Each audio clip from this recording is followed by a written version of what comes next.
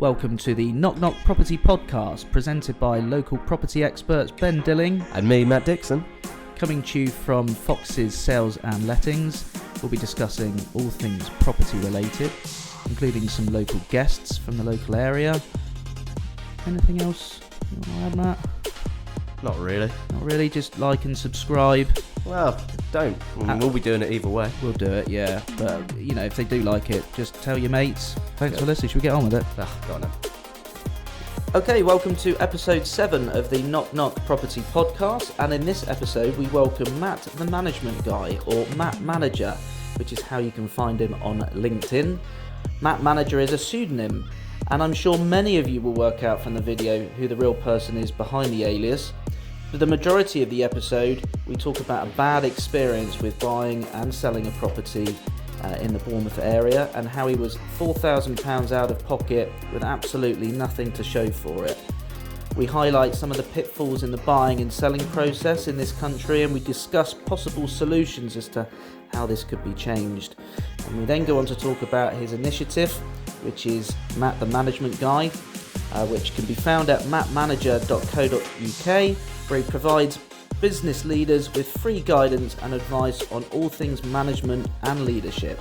Once again, you can find that at www.mattmanager.co.uk. We hope you enjoy this episode, and as always, if you can like and share and subscribe, we'd really appreciate it. So it is Wednesday the 19th of April, it's 8:20, and this is episode number 7 of the Knock Knock Property Podcast, and we welcome Matt, the management guy. Hello. Welcome, Matt. How you doing? Yeah, good, thanks. Thanks for having me. Yeah, no, thank you for coming on. So you and I go back many, many years, don't we? Yeah. We are long-term friends and golfing buddies. And rivals sometimes. And rivals. You do play for the area's second most prestigious club. So debatable. So yeah, thank you for coming on, mate. Now we've got a few things to talk about with you, but obviously being property related podcast, you have had I think it's fair to say a fairly terrible, harrowing experience with buying and selling. I did, or trying to sell and trying to buy. Yes. So now I hasten to add, it wasn't through us. No, it wasn't. And it is fair to say, Matt, the management guy, has more than one estate agent friend. I have many. There was a very valid reason you didn't choose me. What was the reason? You were on holiday. I was, yeah. And I could accept that, and it's fine. And I finally got over it. And good. It took you a while. And I know it did. I know I grilled you over a wedding, I think, at one point, didn't I? And I think I offered the rival estate agent, who is also a very close friend of mine, I think I offered him a battle on a bouncy castle. Yeah, that did happen. To win the instruction. Yeah, thankfully it didn't actually get to that point. The wives split us up, I think. So, and actually, you know, mate, unfortunately, when you're buying and selling, I've been doing this for over 20 years, and it can be a very difficult experience. I mean, don't get me wrong, I'm quite glad to be sat here and not have to have gone through that as your agent. Yeah. But, you know, it does happen, and even to the best of agents, things happen. So I know you've been having difficulties. Yeah. But I don't know the full extent of what's happened. So I think it's just really, I mean, what we don't want to do is put people off buying and selling, but at the same time make people aware of the things that can happen. Yeah. And I think, before I let you carry on, that my dad was a conveyancing solicitor. Yeah. And so, you know, I've had good knowledge. So he's loaded then? Oh, no, absolutely not. No, I don't know what happened. And I just, so I know the pitfalls. And what I always say is I think the legal process in this country is very old-fashioned, back to front. Yeah. Whereas, you know, we have one of the most buoyant housing markets in Europe or the world generally. Yeah. Buying and owning a property for us Brits is a big deal. Yeah. And I relay a story from time to time where it can take, in this country, matter of weeks to sell a property, but then months and months and months for the legal side to go through. Whereas my wife's family in Portugal, they can have their property on the market for 2 or 3 years because the market's rubbish. Yeah. And once they agree to sell, within like 3 or 4 weeks, they get the money. Yeah. So talk to me about your experience. How did it start? Where do you live? So currently live in Charminster, and I'll kind of share my sob story, if you like, from beginning to end. I'm not expecting anyone to feel sorry for me, by the way, when I'm talking about this. I know that having spoken to people, there's quite a lot of people who've been through really similar experience to kind of what I and my fiance have. But it is incredibly frustrating. And as you mentioned, it does get you thinking about the process itself. The rules do seem to be like archaic in terms of how the process is managed from beginning to end. And it does seem like there could be a better way. And there are better ways in different countries from what I understand as well, in terms of Scotland and Australia and stuff. Just before I start, you introduced me as Matt the management guy, and people who know me personally are probably thinking, that's not his name. What on earth is he doing? Matt the management guy is a pseudonym. And that will, later on in this episode, the reasons for that pseudonym will kind of be explained in a little bit more detail. I've never had a pseudonym. Maybe you should get one. I'd love to have one. Yeah, get one. Just put because then yourself you out there could as live someone like else. a double life. Yeah. I feel like you are living now a double life. I feel very clandestine introducing myself. And when I saw that pop up, I know we digress slightly on the giveaway was the LinkedIn post that you put up where you put in our WhatsApp group that you'd just made a beef Wellington. And then I saw Matt, the management guy, boasting about their beef Wellington that they just cooked for Mother's Day. Your detective work is strong. Yes. You sussed me out straight away. Put my application into MI5. So we'll come on to that later, hopefully. So, right, tell us more about your sob story then. So in August last year, me and my fiance decided that we wanted to move house. Like most people do, jumped onto Rightmove, started viewing places. At the same time, had a conversation with a friend who's a estate agent, who's not you, about marketing my property, and we put it up for sale, got it on Rightmove, started taking a few viewings. Simultaneously, we started viewing a few places. We viewed a place that we really, really liked, kind of detached house, good location, didn't need to do anything to it. It was ready to move into, all done to a really high spec. So where was that? That was in Muscliffe. Okay. Kind of everything that we were after, really ticked all the boxes. It was just on for a little bit too much. And at the time, the estate agent said that the vendor wouldn't be open to offers. So we kind of just left it, drew a line under it, and started looking at other things. A few weeks later, I was just scrolling through Rightmove, as you do, and noticed that they'd dropped the price on it by 25 grand. So you're on the market by this point? I am on the market, but I don't have a buyer at this point. Okay. So I saw that the price had been dropped by 25 grand. I'd already viewed it, so I knew what the place was like. So I just called up and offered asking price, explained our situation, did that honestly, said that we are marketing the property. We don't have a buyer yet, but we do have lots of viewings lined up.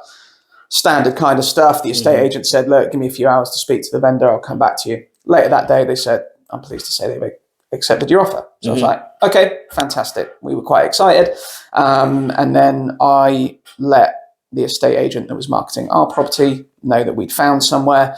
And we started doing more viewings, and we managed to get a buyer for our place as well. This is all around August time still? Well, yeah, we're probably going into like September by now, something like that. Yeah. It's quite hard to remember the exact timeline because so much stuff kind of went on in the process. But so it all kind of looked good. I started speaking with a conveyancer. I got my mortgage application in. And that's when I really started to like incur some cost, because the mortgage lender wanted me to have a structural engineer's report on the property that I was buying in order to give me a mortgage offer.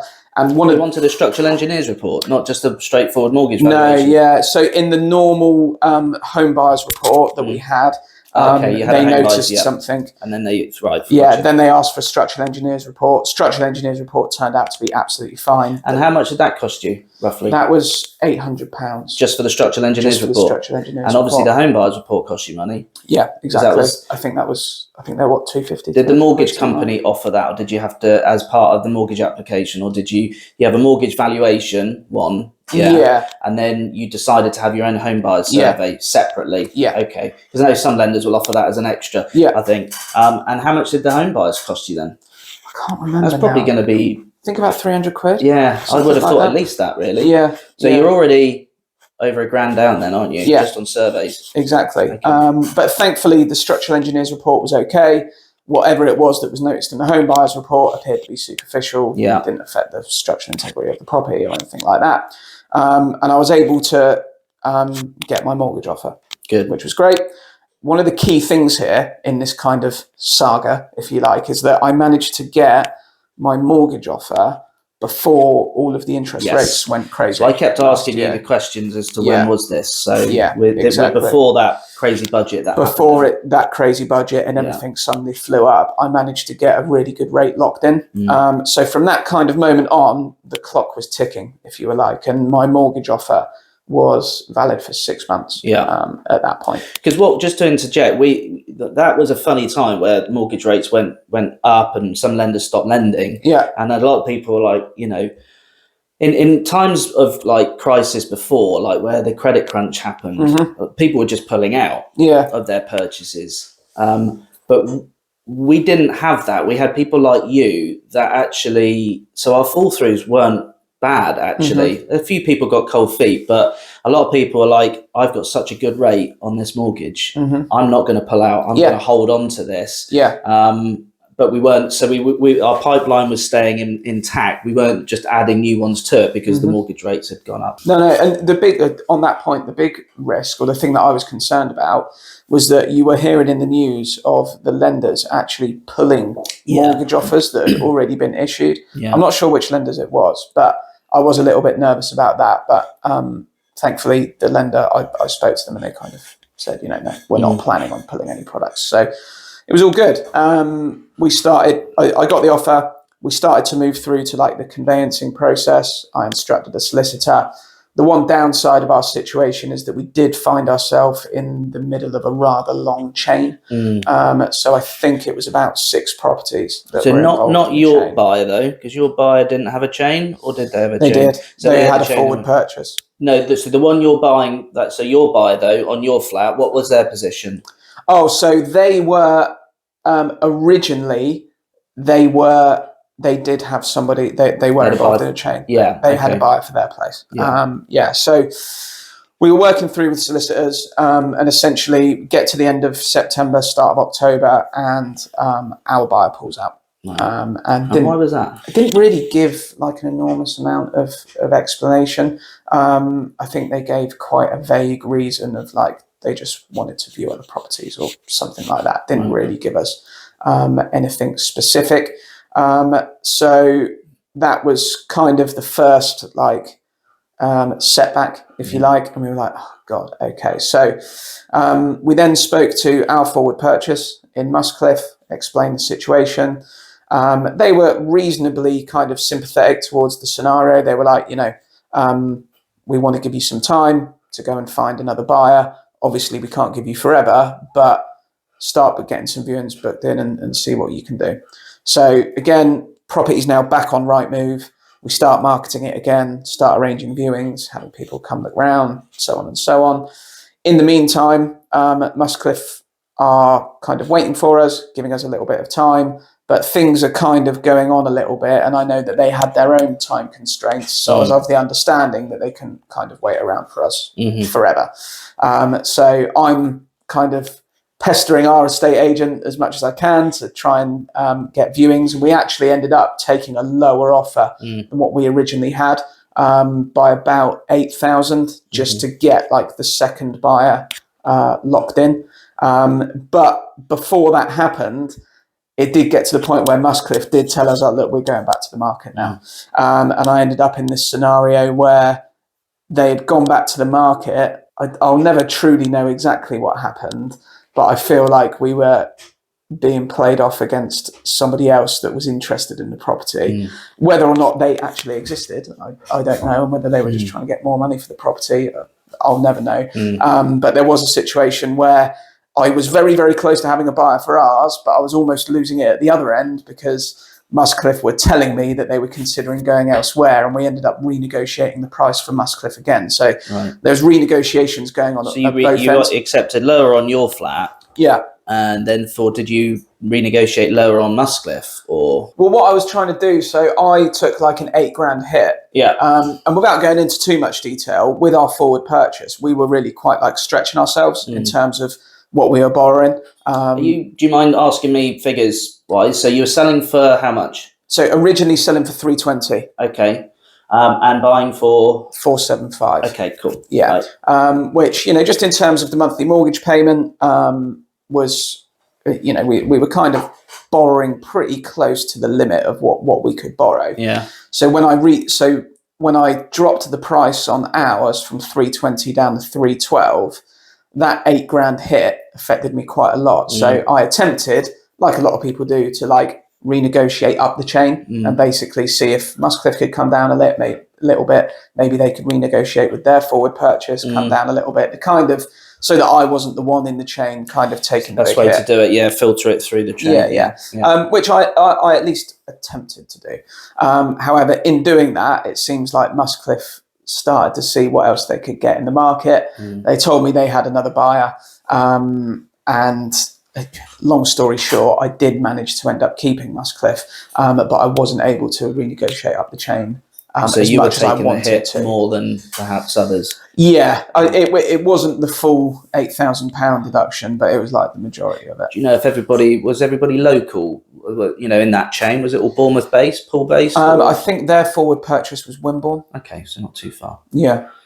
Okay, all right. So you managed to get to that point. So now you'd re-agreed Muscliffe. You got a new buyer for yours. Yeah. Okay. Yeah. So where did it go from there? So by this point, we're probably you'd done the surveys on Muscliffe, so that was all. You'd satisfied yourself on that. So at least you're kind of like ahead of the game on that. So it's a case of your buyers just catching up then, I suppose. Yeah. Exactly.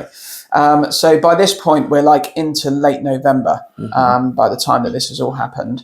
Our new buyer seemed like a really good buyer, cash buyer, but they were on quite a time restraint because the property that they were leaving, they owned, and they were looking to let out as like a holiday let in the new year. So they kind of were quite strict on the date that they needed to be out, and they were kind of like, look, if it goes past that, I'm going to have to pull out. Yeah. So we had a time constraint with them, not for mortgage offer reasons, but for other reasons. At the time, we didn't see an issue with that because we'd gone so far along in the process that we really thought that everything could be wrapped up rather quickly now. Then the next thing that happened was Muscliffe, again, for reasons that I don't know, pulled out of their forward purchase. Something came up in a survey that they were doing. And this is the same forward purchase that they already had. Yeah. From the very beginning. Yeah. Right. Yeah, exactly. So you don't know what that was then, why they decided to pull out on that one? No. Because it's funny, isn't it? They're that far down the line and something spooked them. Yeah, seems that way. Seems that way. Something with the property. I have no idea what, but something spooked them about it and they pulled out of that. So again, that was just another kind of setback in time for us. So then they have to go. They are now looking for a new property, right? They're still selling to you, but they're looking for a new one. Still selling to us. We're still selling to our buyer, but we're all kind of waiting on them to find a new property. Okay. At that point in time, it seemed like it was still doable. It was still achievable in terms of the time frames.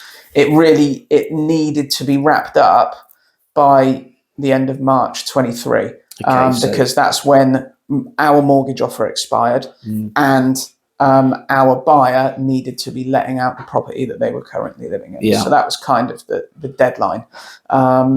So they managed to find another property that they seemed relatively happy with. They said, it's great, similar area, it's everything they were after. And we started again. So obviously at this point, I'm just stationary now because I've taken, in terms of like our conveyancing and everything that we've done and our buyer, we've done it all. Like we're right up to what we need to do. It's really Searches just a are case back, of surveys, everything's all back. that, Yeah. It's really just a case of like moving towards exchange, but we're waiting on Muscliffe to do it. Obviously, they're kind of starting from scratch, so it's a longer process for them. They need to instruct the searches and everything like that. Then, of course, Christmas came, and everything grinds to a halt. Everything in the sort of estate agents world and property world just grinds to a halt. Still work over Christmas. Barely. But yeah, we lost about 2 weeks over Christmas, essentially, because of that. That brought us into the new year.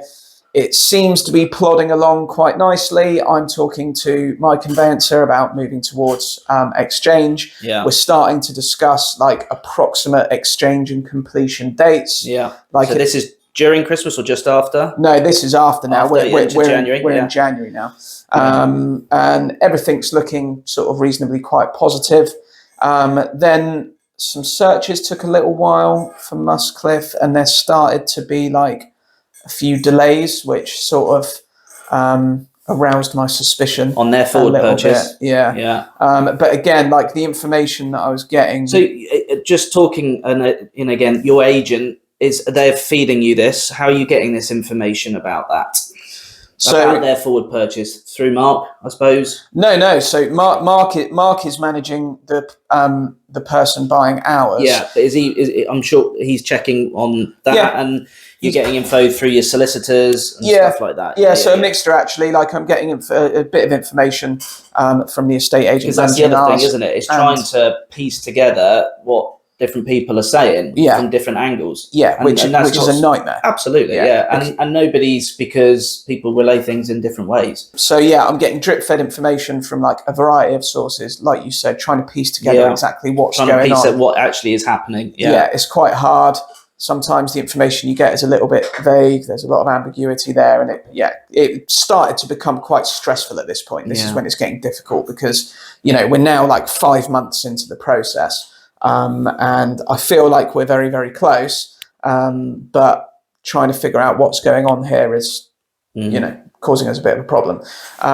Anyway, long story short, by the time we got to the end of February, Muscliffe pulled out of their forward purchase again, for, again, reasons that weren't ever made particularly clear. No. They did still say, we still want to sell to you. We like you as a buyer. We still want you to have the property. Of course, the issue that we had is that I had about 6 weeks left on our mortgage offer. And on a really good rate. And because of this, we lost our buyer, because as soon as they pulled out of that, our buyer was like, I don't have time for this. So you had a good rate that you were running out of, and your buyer was running out of time for letting her out for holiday. Do you know what your rate would have changed from to? So what was your rate, and what would it have gone to, do you think? Yeah, so it would have gone to about, I might have these numbers wrong. Don't worry, I think the rate that we locked in was about 2.8, and it would have gone to 5.5.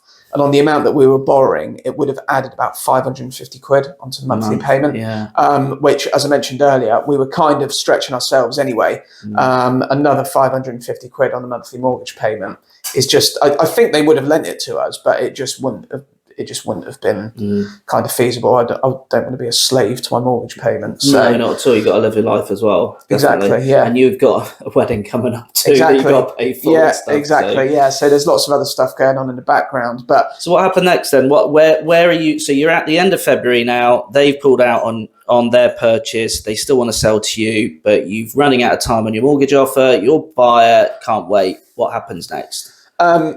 Essentially, I was left with a window of about 6 weeks to find a new buyer, get a new mortgage approved, or find a new forward purchase, which was just impossible. Ain't gonna happen. At that point, we kind of just had to take it on the chin. And of course, like by this time, we're 6 months into this as well. I got to be honest, me and my fiance we were pretty sick and tired of it, and just wanted a little bit of a break. The issue is that all of that conveyancing work that had been done, the solicitor still needs paying for that. So pursuing this purchase, all in all, with everything that we mentioned earlier, home buyers, structural engineers report, there was a small fee to the mortgage advisor for putting through the application, and then the conveyancing fees. I'm out of pocket to the tune of about £4,000. And you've got nothing for it. I've got absolutely nothing for it. We're in exactly the same situation. And, you know, £4,000 certainly isn't an insignificant amount of money to somebody like me. Money, mate. But the thing that actually makes me resentful about the entire process is like the time and energy that went into this over such a long period of time. There's the mental strain, isn't it? Because I'm sure there's a strain on your relationship. I know you two are so tight anyway, but nevertheless, I'm sure there were some tears and if there's anything that is going to bring out a relationship argument, it's going through a purchase and a selling. They say some of the most stressful things in life to do are moving house. Yeah. You're also getting married soon, which should be fun, but also that could be quite stressful. Yeah. So how is Simone with all of this? Yeah, she's fine. Like, obviously we're both really disappointed that we weren't able to move, because we really liked that property and it ticked all of our boxes, and it was something that, you know, we were really excited to do. But we've dealt with it now, and it's just a case of. So what are your plans then? Are you gonna? I mean, I know where you live, and I think for a young couple with no children just yet, obviously, and it's a really lovely flat. You've got a beautiful place. You've got it really nice inside. You can probably cope there for a bit while longer. Yeah. And that's the one positive out of all of this. We're not unhappy in our current property. We're not selling because we need to, you know, we can stay there for, you know, as long as we like to, really. It's big enough for now. And we do like living there. So, you know, that is one positive out of all of this, but you can't help but get your hopes up, you know. Yeah, you also start moving yourself into the property, don't you? Yeah, you're buying. Of course. You start thinking about what you're going to do and the furniture and where you're going to have it, and then all of a sudden you picture this new life that you're going to have. But so you think you're going to give it a rest now and just wait until next year? And probably start next year. Yeah, we'll see what's happening with interest rates in the market next year, and just the give it interest another rates go. have started to come back down a bit on mortgage a little rates. bit. Yeah, I know you sold mortgages before, haven't you? So you know your way around it quite well. Yeah, because I know a lot has to be said for that mini budget that happened, that misplaced budget, because that sent the markets into a complete spiral. But like we've said in a few podcasts already, that, you know, we as consumers don't necessarily borrow off the Bank of England. Well, we don't. So the interest rates are a good guide. And I know they have recently gone up. But I think they're probably not going to go up anymore. I think that's the sort of general consensus. And what they don't like to report in the media is that the last two rises, the following day or the same day, mortgage rates came down. So I think you can get some fixed rates for under 4% now. But it's still a long way off your 2.5%, isn't it? Yeah, exactly. So I think were you porting a mortgage? Or are you getting so we did look at porting, but it actually worked out not the best option to port because of what was happening with the rates. So we were just going on to a completely new product. How do you think it could be? You think those sort of things could have been avoided? Do you think? I mean, we talk about the legal process, and this isn't a dig at solicitors or mortgage advisors or estate agents or anything like that. It's such an old method that we use in this country that's so ingrained and entrenched. I think it'd be very difficult to change it to some extent. It's so set in its ways. Obviously, what would you suggest? Well, it is. So first of all, to caveat things, like, I'm not trying to put conveyancers out of business or anything like that, and I'm certainly not an expert on like the legalities of the property buying process. But it does seem like some kind of the whole industry would benefit from some kind of regulation. Like, as you mentioned earlier, I come from a financial services background. You know, we're governed by the FCA, and customer outcomes and the detriment and potential detriment of customers when dealing with an organisation is like absolutely paramount and kind of the pinnacle of everything that they do. And organisations like the one that I work in now are really heavily scrutinised on whether or not people are treated fairly, whether the outcome that they're given from whatever business it is that they're engaging with in that organisation detriments them. And that just doesn't seem to exist in this industry. Solicitors are regulated, estate agents aren't. And will be in the future, probably. Exactly. ROPA, Regulation of Property Agents, is coming in. Which would be a good thing, because I've said many times before, you could basically effectively come out of prison one day and set up a estate agent the next. Exactly. But I don't think that was the issue with this. I think the problem is that there are a lot of moving parts. Yeah. And in your situation as well, you know, I always say the more people in a chain, the more risk there is. Of course, because there's more people that can just change their mind. Yeah. I mean, I thought about this actually coming in. We had a situation on a sale of ours. As an estate agent dealing with these things after 20 odd years, you kind of get thick skin to it. Yeah. But sometimes, particularly with some clients that you just really get on with, we actually feel it quite as much as well. And I had a situation in same sort of time, came on the market last August, house in Broadstone. We don't know, we go everywhere as Foxes, but obviously we're not a Broadstone agent. But I sold her dad passed away a few years ago, and I sold her place in Lilliput, and she really liked us, so we put her place on in Broadstone, about 600 grand, 625, and we agreed to sell at 600 in August. And then the chain here, so it was our buyer, nothing to sell from London, cash, buying Julia's. And then from Julia, she was buying a place in the country. They were buying something where they were divorcing. Right. And from that divorce, the divorced couple were also buying separate properties. Right. So the chain went like this and then went like that. Yeah. And poor old Goadsby, all right, were involved in, I don't know, like 4 or 5 parts of that transaction. They probably had like 30, 40 grand's worth of fees on it. Yeah.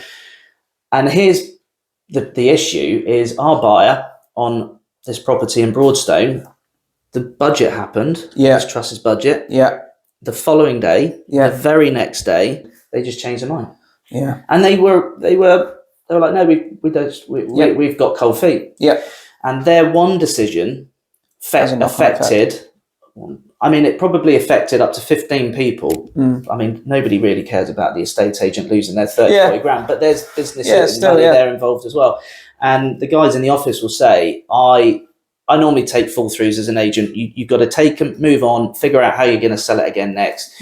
But that one really kicked me in the balls, and I felt so sad. But Julia actually took it better than me. She's so pragmatic about it. But it's just how one person's decision can affect so many people's. So when you're in a chain, that's what happens. Now, obviously, if there's no chain, which doesn't always happen when you're buying and selling in a housing in the houses, flats can be a bit like that. But the more people in a chain, and I just don't know. I think when you have so many moving parts, it's difficult. And it's hard because you end up acting, and I certainly went through this, that you end up acting in a way that is quite kind of self-centered and selfish, purely because you have to be like that to kind of protect yourself, because if you don't, you open yourself up to being a little bit vulnerable. Definitely you do. And that's difficult if it's not necessarily in your nature. As maybe you might be in your business life. You know, you have that cutting edge. But when you're dealing with you and your wife, your wife to be, and other families, it's hard to be like that. But you have to look out for yourself. And you put trust in people, and you make a deal, and you kind of hope that they are going to stick to that deal, and that they're as committed to it as you are. And unfortunately, that's just not the case. It sounded with these people in Muscliffe to first of all, they were the real problem, weren't they?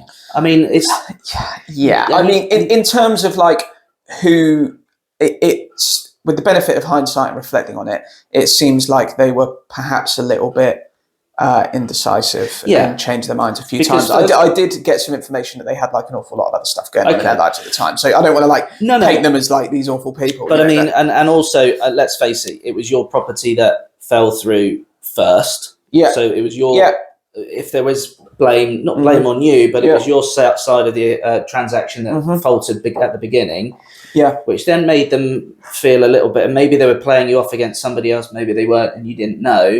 But it was weird how they were buying something for so long, and then later on down the line got cold feet on that without doing any of that due diligence at the sort of beginning of the process when you were doing your due diligence on their house. But I mean, like things like they tried to bring in things like home information packs back, best part 15, 20 years ago, maybe, I don't know.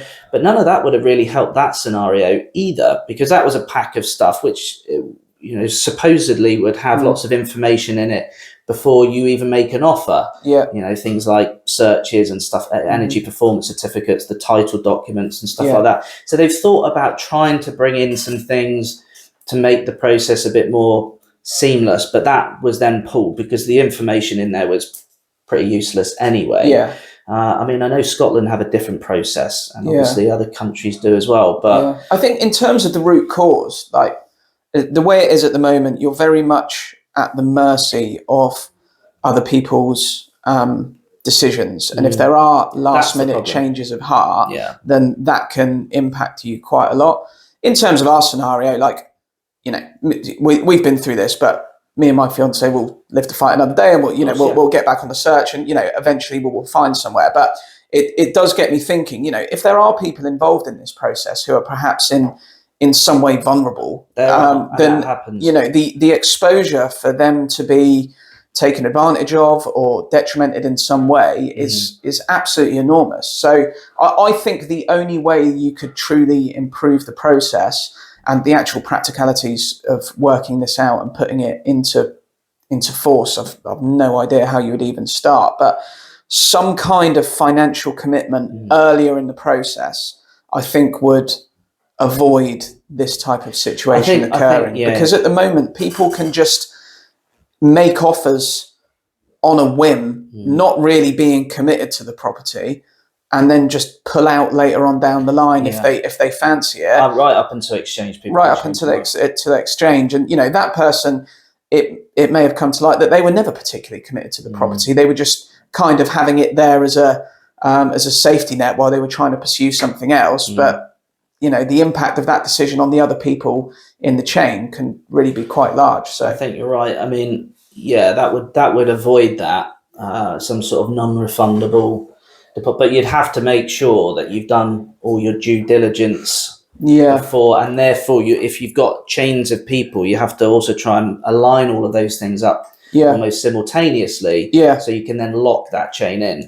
And then, I mean, things could still happen, and you know, you never know what might happen to somebody, which you can't avoid. But I mean, we do auctions, we do sort of online auctions where this kind of thing doesn't happen as often.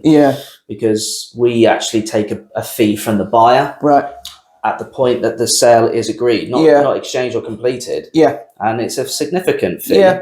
So we do a marketing campaign of 40. I'm not suggesting this would be good for you because it only works, it applies in certain different markets, but where they do all their due diligence before we get a legal pack, and they have 3 or 4 weeks to do all of their due diligence if they want to. And when they're happy, obviously there'd be an auction date, or they could offer before the auction date, but they still have to put that fee down, and they don't get it back. So they only give away that fee when they're happy that they've done all of their research. But something like that has to be a good thing. But like I say, it's such an old-fashioned system. I think, like, it just seems to me like, and again, I don't know it well enough to really talk about it with any authority, but it seems like to me that these laws haven't been updated in a really long time. And in an age where everything is managed digitally now, it seems like all of the laws haven't been brought up to speed with that. I agree, but I do think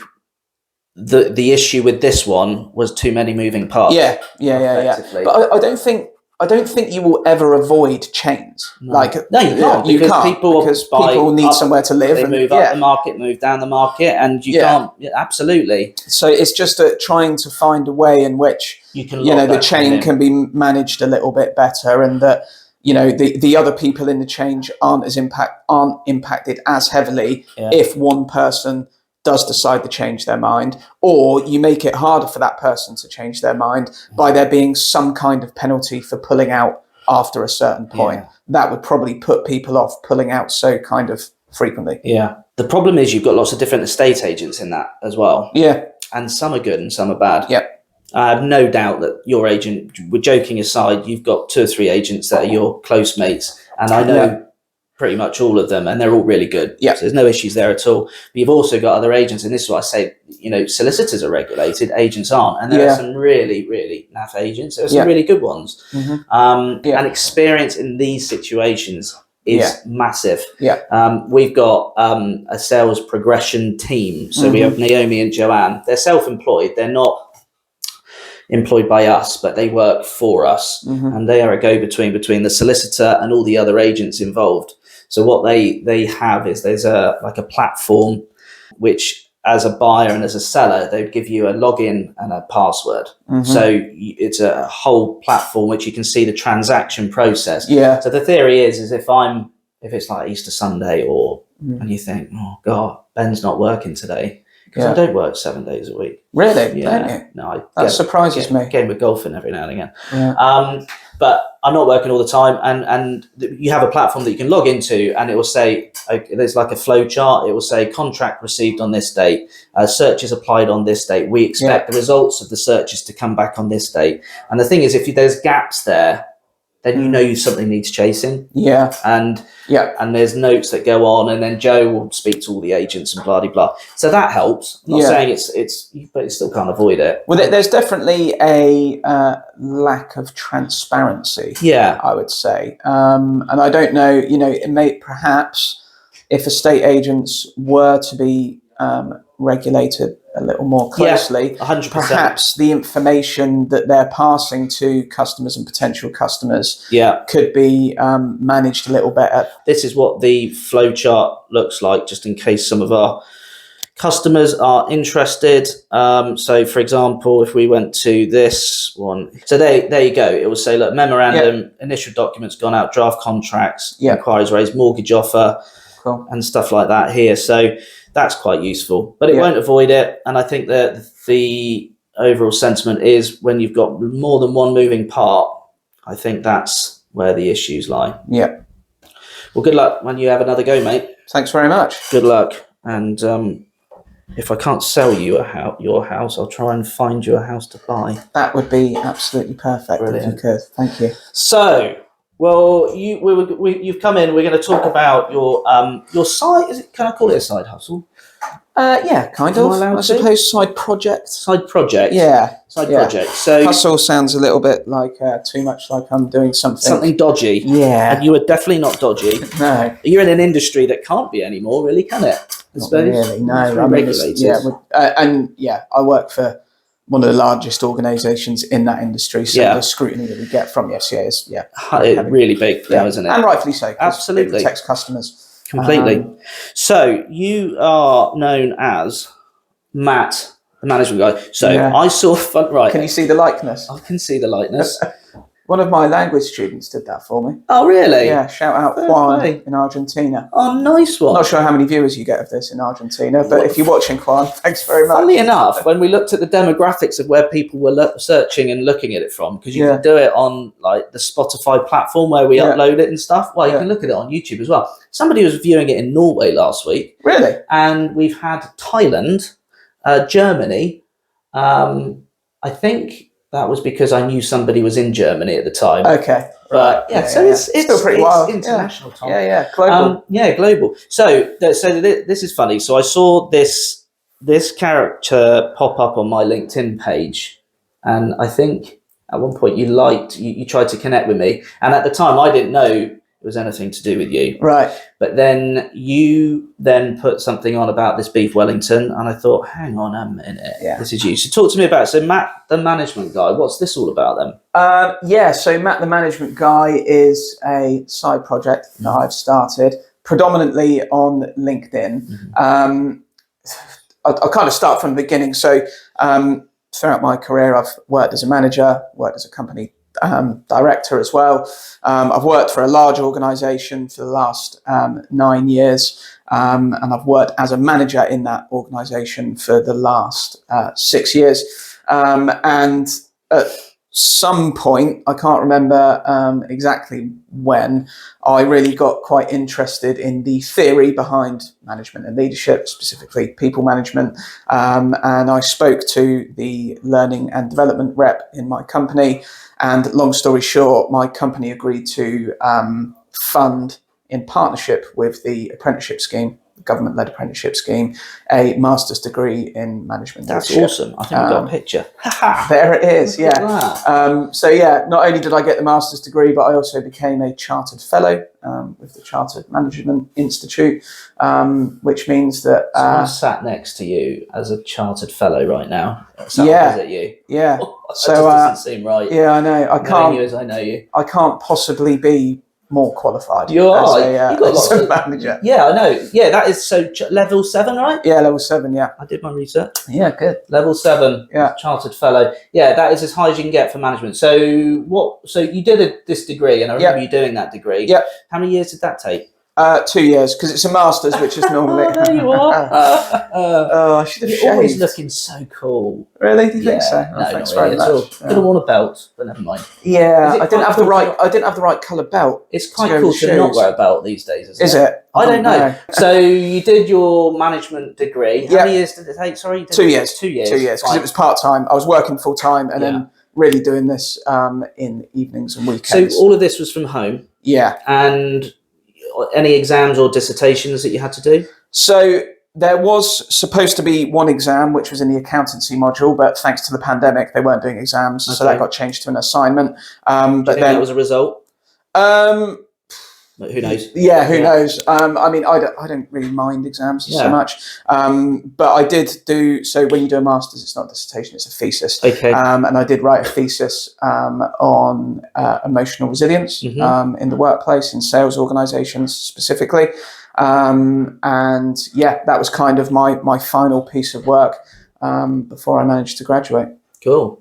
So then you have set up Matt, the management guy. Yeah. So you carry on with that then. Yeah. So having completed the degree, Cranfield So School that's of what you did the Management. degree for. Yeah. Yeah, okay. that's right. Okay. Quite a highly recognised school from what I'm told. How the hell did It you ranks get in? quite highly. I have no idea, mate. They left the riffraff in. Yeah. Funnily enough, like when I went to my first lecture, I was actually quite intimidated by the other people in the class. There was Really? like some seriously sharp cookies there. Really? Yeah. Like where I am in my career, I was definitely one of like the most junior people like in that room. Mate, I got to say, though, I was talking to Anna about you coming in this morning, Anna, my wife, and no, you're a sharp cookie, though, mate. And I no, don't you know. are, and I think you've always been very astute. Well, thank you. No, that's okay. I think you've always liked to sort of learn a bit, and Yeah. what is it, self-progression and all that kind of stuff. Yeah. You're pretty good at that. Yeah, I did, try to, yeah. even personally in fitness, you did boxing. Yeah. You have a great boxing career.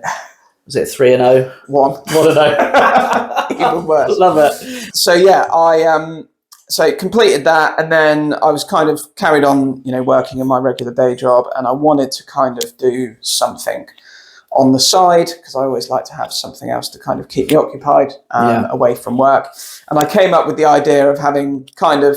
I thought like I've amassed all of this information through doing my degree, and I am definitely much better at my job and much better as a manager and a business leader for having done that degree. And I thought, perhaps I could share some of the information that I've learned along the way. And Matt, the management guy, was born at that point. Brilliant. And that is the LinkedIn page. So the reason that it's a pseudonym is that, as I've mentioned throughout this, I do have a day job, and this kind of needs to be kept separate from what my day job is. So Matt, the management guy, was the pseudonym that I selected, and kind of the plan with it really is just to share as much management and leadership information as possible. Throughout my degree, I did 14 assignments, all on various different aspects of management and leadership. And I'm kind of using those assignments to condense them down into kind of like punchy blog type articles. Yeah, and I've seen you've released a couple of blogs already. Yep, yeah, that's exactly right. And I'm going to release those kind of every few weeks. So what are the first two blogs on then? So the first one is in relation to the recruitment market and how employers can better retain the existing staff that they have. The recruitment market is very difficult at the moment from the recruiter's point of view. Why is that? So candidates at the moment in the jobs market have quite a lot of options.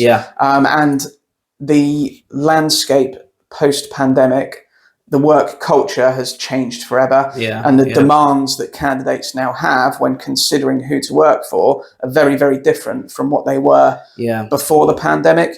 Basic things like the majority of people now expect to be able to work from home. They also expect to be able to have certain benefits included as part of their employment package that maybe didn't exist 5 or 10 years ago. Quite a change in what's happened with that, which is probably not a bad change for these candidates, is it? Yeah, So. and that can make it very hard for employers to attract talent. It really is quite a difficult process. I've been through it myself, recruiting, especially within our local area in Bournemouth. It can be a real challenge. So the first article was really based on how you can retain staff so you don't actually have to dive into the murky waters of recruitment in the first place, how you can keep the talent that you've got and make sure that they're happy and engaged and motivated and working hard. And the second article, which I published yesterday, is around management consultancy. So there's a lot of management consultancy firms out there offering their services. See if I can get your website up while we're on it. Yeah, matmanager.co.uk. And this is kind of like just an explanation of what management consultants do, how they can help businesses. So here we go. Whether or not you need one, and kind of if you are considering working with a management consultant, there's kind of 5 key points that you can work through to see if it's the right decision. I can't remember. You can't remember. Have to look at the article. I love that. You put so much time and effort into it. You just bled it all out. Yeah, I mean, the truth is I actually have most of the articles written already. So this one I wrote that quite a few months ago. Yeah, no, fair play. Yeah. So what's the next? Have you got another article coming up? Is that a secret? Is it what's that will be revealed in due course. Okay. Yeah. How often you want to release these? Every kind of few weeks at the moment. They'll gradually kind of be released. And like the key thing is that the information that I give out, it will always be free. I'm never going to charge for it.